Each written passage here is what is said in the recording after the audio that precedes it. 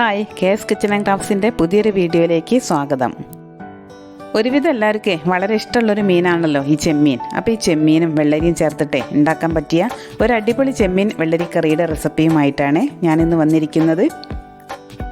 അപ്പം നിങ്ങളെല്ലാവരും സ്കിപ്പ് ചെയ്യാണ്ട് തന്നെ വീഡിയോ കാണണം കേട്ടോ. എന്നാൽ നമുക്ക് പെട്ടെന്ന് തന്നെ വീഡിയോയിലേക്ക് കടക്കാം. അപ്പോൾ ഇന്നേ കുറച്ച് ചെമ്മീൻ കിട്ടിയിട്ടുണ്ട് കേട്ടോ. ചെമ്മീനൊക്കെ ഞാൻ തൊലി കളഞ്ഞിട്ട് കഴുകി നന്നായിട്ടൊന്ന് വൃത്തിയാക്കി എടുക്കുകയാണേ. വളരെ എളുപ്പത്തിൽ ഉണ്ടാക്കാൻ പറ്റിയൊരു കറിയാണ് കേട്ടോ ഇത്. ഇതിലേക്ക് നമ്മൾക്ക് ഒരു തക്കാളി മുറിച്ചതും കുറച്ച് ഇഞ്ചി വെളുത്തുള്ളി ചെറുതായി അരിഞ്ഞതും 2 പച്ചമുളക് നെടുകെ കീറിയതും ആവശ്യമുണ്ട്. ഞാനിത് കഴുകി വൃത്തിയാക്കിയ ചെമ്മീനിലേക്ക് ഇട്ട് കൊടുക്കുകയാണ്.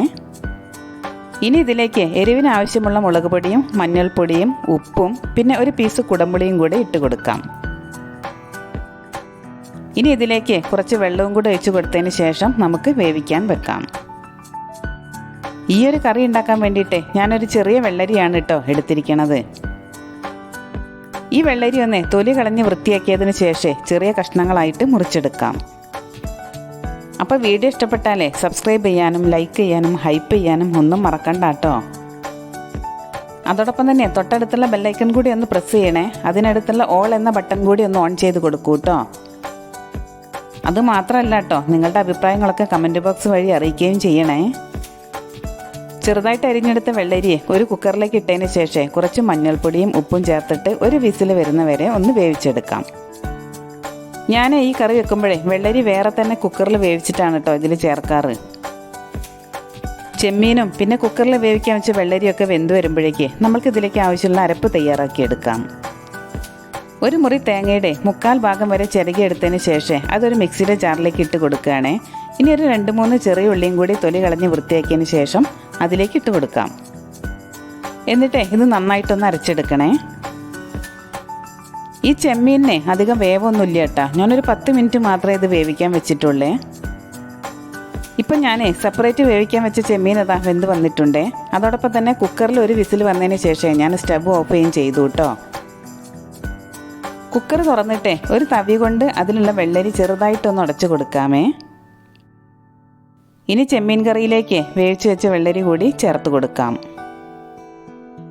നന്നായിട്ടൊന്ന് ഇളക്കി കൊടുത്തതിന് ശേഷം ഇതൊന്ന് തിളയ്ക്കുന്നത് വരെ നമുക്കൊന്ന് വെയിറ്റ് ചെയ്യാം. നിങ്ങൾ വിചാരിക്കേണ്ടാവേ ചെമ്മീനിൽ ഇങ്ങനെ വെള്ളരിയൊക്കെ ചേർത്ത് വെച്ചാൽ നന്നാവുമോ എന്നുള്ളത്. പക്ഷെ നല്ല ടേസ്റ്റാണ് കേട്ടോ. ഒരു പ്രാവശ്യമെങ്കിലും നിങ്ങളിതൊന്ന് ഉണ്ടാക്കി നോക്കണേ. വെള്ളരിക്ക് പകരം ചിലപ്പോഴൊക്കെ മുരിങ്ങക്കായോ പച്ചക്കായോ ഒക്കെ ചേർത്തിട്ടും ഞാൻ ചെമ്മീൻ കറി ഉണ്ടാക്കാറുണ്ടേ.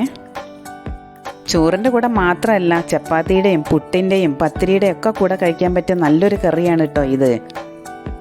കറി നന്നായിട്ട് തിളച്ചതിന് ശേഷം ഞാൻ അരച്ച തേങ്ങ കൂടി ഇതിലേക്ക് ചേർത്ത് കൊടുത്തിട്ടുണ്ട്. പിന്നെ ലാസ്റ്റ് അതിലേക്ക് 2 തണ്ട് കറിവേപ്പില കൂടി വെച്ച് കൊടുക്കാം.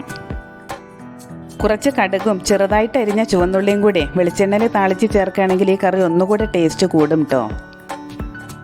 ഇപ്പം കുറച്ച് ദിവസമായിട്ട് ഞാനെൻ്റെ വെയിറ്റ് ഒന്ന് കുറയ്ക്കാൻ വേണ്ടിയിട്ട് ശ്രമിക്കുകയാണ് കേട്ടോ. അതുകൊണ്ട് തന്നെ ഈ കറിയിലേക്ക് കടുകിൻ്റെയും ഉള്ളിയുടെയും താളിപ്പൊന്നും ചേർത്ത് കൊടുത്തിട്ടില്ല കേട്ടോ. അപ്പോൾ ഇതാ വളരെ പെട്ടെന്ന് ഉണ്ടാക്കാൻ പറ്റിയ നമ്മുടെ ചെമ്മീൻ വെള്ളരിക്കറി ഇവിടെ റെഡി ആയിട്ടുണ്ട്. നിങ്ങളെല്ലാവരും തീർച്ചയായിട്ടും ഇതൊന്ന് ട്രൈ ചെയ്ത് നോക്കണേ. ഈ ഒരു കറിയെ പറ്റിയുള്ള നിങ്ങളുടെ അഭിപ്രായങ്ങളെ കമൻറ്റ് ബോക്സ് വഴി അറിയിക്കാൻ മറക്കണ്ട കേട്ടോ. വീഡിയോ ഇഷ്ടപ്പെട്ടാൽ സപ്പോർട്ട് ചെയ്യാൻ മറക്കരുതേ. പുതിയൊരു റെസിപ്പിയുമായി ഇനി നമുക്ക് അടുത്ത വീഡിയോയിൽ കാണാം.